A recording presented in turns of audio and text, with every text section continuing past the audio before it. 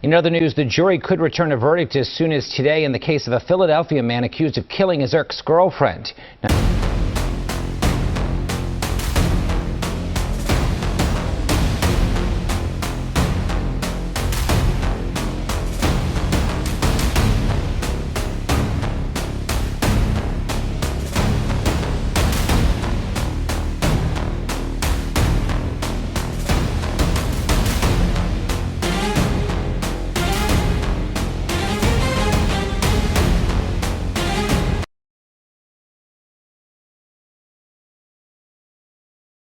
Norristown, Pennsylvania, March 12, 2025, the courtroom fell silent as the jury foreperson rose and spoke the words that would seal Gilbert Newton III's fate.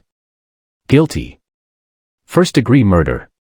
At the defense table, the 19-year-old from Philadelphia sat motionless, eyes fixed on the floor. Across the room, Morgan McCaffery's family and friends clutched tissues, some shaking with sobs, others staring at Newton with anger and heartbreak.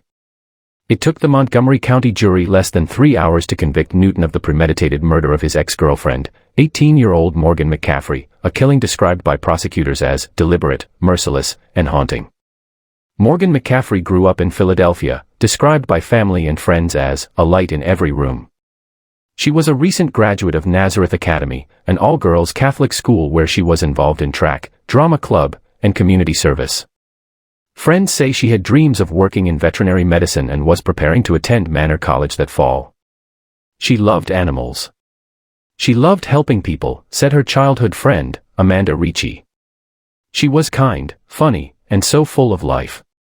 Morgan met Gilbert Newton III during her sophomore year at Nazareth Academy when Newton, a student at a neighboring boys' school, introduced himself at a cross-school event. At first, Newton seemed charming and attentive, friends recalled. He was always around, texting her all the time, showing up at school events, Amanda said. At first, we thought he was just really into her. But over time, the dynamic shifted. Friends and family testified that Newton became increasingly controlling, isolating Morgan from others and demanding constant communication. Morgan's mother testified in court that her daughter confided concerns about Newton's behavior. She told me once, "I feel like he's tracking me, Mom. I can't even go out with my friends without him blowing up my phone." Still, like many young women navigating their first serious relationship, Morgan hoped things would improve. They dated for nearly 2 years, but by the spring of 2020, she was ready to end things. She started seeing what we were seeing, that he was possessive, jealous, and emotionally manipulative, Amanda shared. After Morgan ended the relationship in June 2020, Newton didn't handle it well. Friends testified during the trial that he would show up uninvited at Morgan's workplace and text her relentlessly. She blocked him on everything, Amanda recalled, but he always found a way. Prosecutors presented chilling text messages sent by Newton to acquaintances during this period. "I'm gonna kill her. If I can't have her, no one will. I'm planning something." Despite Morgan's growing fear, she agreed to meet Newton one final time on July 27, 2020, after he begged for closure and promised to stay calm. She didn't want to go, her mother told the jury. She felt sorry for him. She thought she could handle it. The tragedy began unfolding on July 27, 2020, a muggy Monday morning. At 8:15 a.m., Meadowbrook train station, usually quiet at that hour, was eerily still. Birds chirped faintly in the background as Morgan's blue SUV rolled into the near-empty lot. She was there to meet Newton, her ex-boyfriend, for what was supposed to be a tense but civil conversation about their breakup. According to police records and trial testimony, Morgan had confided to a friend just days before. "I'm nervous, something feels off." As Morgan parked her SUV and stepped out, Newton approached her. Surveillance later showed him pacing earlier that morning, gripping something in his pocket. It would later be revealed to be one of 2 knives he had brought from his home. In the courtroom, prosecutors painted a vivid picture of what happened next. Words were exchanged, witnesses say an argument quickly escalated. "I don't want this anymore, Gilbert. We're done," Morgan allegedly told him. But instead of listening, Newton exploded with rage. Within seconds, he lunged at her. At 8:30 a.m., Newton stabbed Morgan repeatedly in a frenzied attack. Police reports stated she was stabbed and slashed over 30 times, with wounds to her neck, chest, and back as she tried desperately to run. Her cries for help echoed through the lot, but Northwest One was close enough to intervene. When officers arrived minutes later after a bystander called 911 at 8:45 a.m., they found Morgan lying next to her SUV, the engine still running, her phone on the ground beside her. Newton was nearby, drenched in blood. "What did you do?" an officer reportedly asked. "I killed her," Newton mumbled, according to police testimony. "There was no stopping me." Assistant District Attorney Kathleen McLaughlin described the killing as a culmination of weeks of chilling threats. In court, prosecutors displayed text messages Newton had sent to a friend. "I'll cut her head off. I'm really going to kill her. I will stab her 57 times." McLaughlin pointed to the grim correlation between Newton's words and Morgan's actual wounds. "He told the world exactly what he was going to do," McLaughlin told jurors. And on that morning, he did it. During the trial, Newton took the stand in his own defense. Speaking quietly, sometimes staring at his lap, he claimed he had originally brought the knives intending to kill himself. "I didn't plan to hurt her," Newton testified. I just snapped when we argued." The prosecution pushed back hard. "Snapped?" McLaughlin repeated, raising her voice. "Or did you do exactly what you said you would do, stab her repeatedly and leave her bleeding next to her car?" Defense attorney A. Charles Perotto painted Newton as an emotionally unstable teen.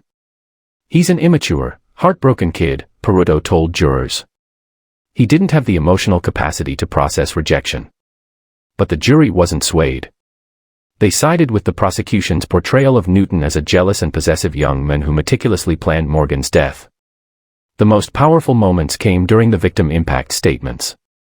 Morgan's mother stood before the court, voice cracking as she faced Newton. "I imagine Morgan running from you every single day," she said through tears. "You are a monster. You robbed her of her dreams, of her future.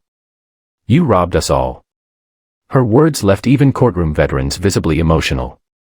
Frank McCaffery, Morgan's uncle and godfather, added, "She should be starting college, celebrating birthdays, laughing with her cousins. Instead, we bury her memory every morning and relive her murder every night." Morgan was set to attend Manor College that fall. Her dreams of working with animals were just beginning to take shape. Instead, her family has now launched Morgan's Light, a foundation aimed at raising awareness about teen dating violence and providing resources for young people trapped in toxic relationships. "This verdict doesn't bring Morgan back," Frank McCaffery said outside the courthouse, "but it lets us start the process of healing, and maybe prevent another family from standing where we stand." Newton will now spend the rest of his life behind bars. As per Pennsylvania law, his first-degree murder conviction comes with no possibility of parole. He will soon be transferred to a state correctional institution, where the Department of Corrections will determine his long-term placement. As the courtroom emptied, Morgan's family clung to each other, leaving behind the space where they had heard the words they waited years to hear: justice had been served. Still, as Morgan's mother later shared, justice is never enough when you've lost your child. Unanswered questions raised by the case. Why did Morgan agree to meet Newton alone, despite feeling uneasy and previously blocking him? What exactly transpired during the final conversation between Morgan and Newton before the attack? Did Newton make additional threats to Morgan about harming her family, friends, or pets to coerce her into meeting him? Was there truly a second person present at Meadowbrook Station, as some community members have speculated? Could law enforcement or school officials have done more to intervene after earlier warning signs of Newton's obsession and threats? Was Newton's mental health condition more severe or complex than presented at trial, potentially leading to a violent mental break? Was the choice of the isolated Meadowbrook Station intentional for more sinister reasons, such as preempting intervention or witnesses? Did Newton's friends or peers know about his violent intentions in advance, based on the threatening texts he sent? Why did Newton stop short of the 57 stab wounds he had threatened, leaving the attack at just over 30 wounds? Was he interrupted, or did he falter mid-attack? Could Morgan's death have been prevented if she had received more community or institutional support after ending the relationship? So that today's case serves as a chilling reminder: love, when tainted by control and obsession, can turn deadly. The tragic story of Morgan McCaffery is not just about one brutal act, but about missed warning signs, unheeded cries for help, and the devastating aftermath for those left behind. So, what do you think? Could this tragedy have been prevented? Was justice fully served? Let me know your thoughts and theories in the comments below. If you found this case impactful, make sure to like the video, subscribe, and hit that notification bell so you don't miss future deep dives into cases like this. Remember, today's case is a powerful reminder to recognize the red flags in relationships before it's too late. Until next time, stay aware, stay safe, and take care of yourself and those around you.